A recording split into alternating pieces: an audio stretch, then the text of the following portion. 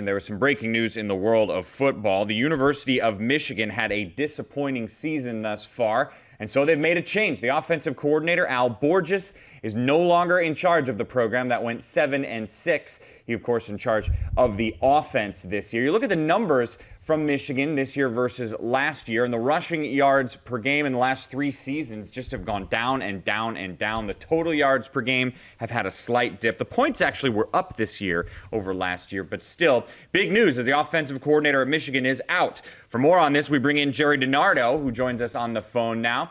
Gerry, what are your first thoughts on this? Well, my first thoughts on it brings me back to when I was an offensive coordinator and when I was a head coach. You know, Mike, I always felt more pressure as an offensive coordinator than I did as a head coach because I felt like more people were depending on me and I didn't have total control. So it's a difficult situation. I'd say the offensive coordinator may be the most difficult job in college football. I have to say I'm surprised that this happened. I'm surprised for 2 reasons. One, you know, Al is not a spread guy, and yet, you know, part of the condition of Brady taking the job was that they were going to run the spread as long as DiNardo was there, and I thought Al did a terrific job. He took it to the Sugar Bowl and helped them to get to the Sugar Bowl using the spread because that was part of the deal of Brady coming to Michigan, so he was a team guy.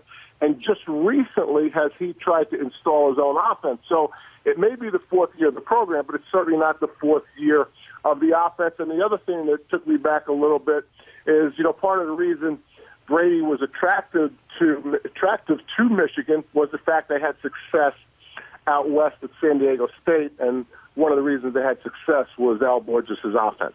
Gerry, we've got to be quick, about 20 seconds left, but how much of this do you think was the fact that the rushing game just got worse year in, year out?